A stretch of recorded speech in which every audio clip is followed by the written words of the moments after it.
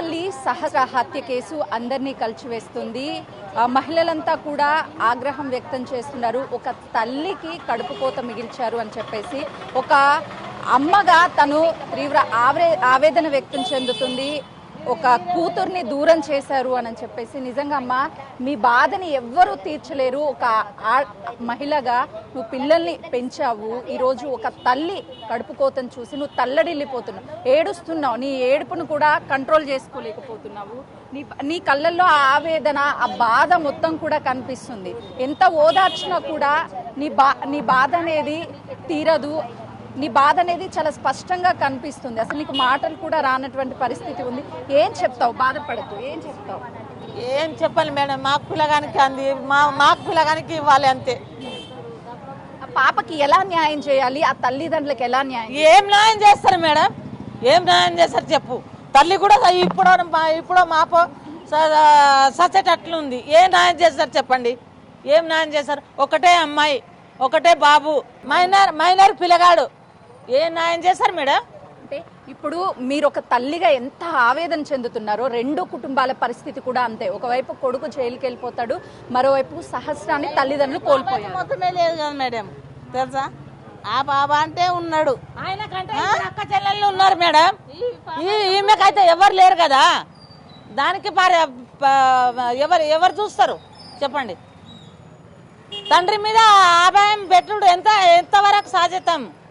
ఎందుకు అబ్బాయి మెంటాలిటీ అంత క్రూరత్వంగా అమ్మాయిని చంపాలి? తెలియదు మేడం, మాకు తెలియదు. ఎలా ఉంటారు సహస్ర కుటుంబ సభ్యులు? మాకు ఆ కుటుంబం బతకనికి వచ్చారు మేడం వాళ్ళది. మేమే ఆ బిల్డింగ్ లో మేము వాడు ఉన్నాడు, వాడు చదువుతుండని మేమెందుకు ఇంటికి తిరుగుతాం మేడం? మేము నాకు కూడా బిడ్డలు ఉన్నారు, నీలాకు ఉన్నారు నా బిడ్డలు కూడా. ఏ న్యాయం ఏం అడుగుతున్నావమ్మా? ఇప్పుడు ఇంకొకరికి ఈ పరిస్థితి రావద్దండి. ఏమద్దు, పిల్ల ఎట్లా పోయిందో వాడు కూడా అట్లే పోవాలి. అమ్మా చెప్పమ్మా, ప్రాణానికి ప్రాణం తీయడమే కరెక్టా? అవును, పానానికి పానమే ప్రశాంతంగా ఉంటుంది కదా. మనిషి ఎంత ఉంటుంది వాళ్ళకు కూడా. ఏం చేయలేరు అని వాళ్ళు అనుకుంటారు. పోలీసు వాళ్ళు ఇంతమంది ఉన్నారు కానీ ఏం చేయలేరు. వీడియోలు వచ్చిర్రు, అందరు వచ్చిర్రు, ఏం చేయలేరు అని అనుకుంటారు. అదే ఇప్పుడు ఇంట్లో రెంట్కి ఇవ్వాలి అన్న తెలియని వాళ్ళకి అంతా ఒక టెన్షనే కదా. టెన్షనే మరి. మా ఇళ్ళలా రెంట్కి ఎవరు రారు మేడం, చూసారా? రెంట్కి ఎవరికి? వాడు ఉంటే మాత్రం రెంట్కు రారు, మా ఇళ్ళలా.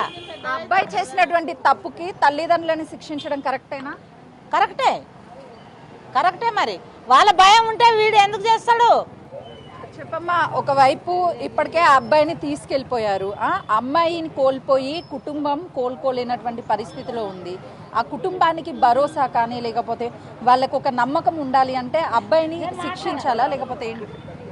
నేను మాట్లాడలేను మేడం, నేను చూడలేను, మేము మాట్లాడలేను.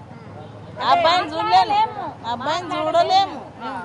ఎప్పుడు తెలిసింది మీకు అసలు ఇది జరిగిందని తెలిసిందా? చచ్చిపోతే పోలీసు వాళ్ళు అందరు నిలబడితే వచ్చి చూసినాం అంతే.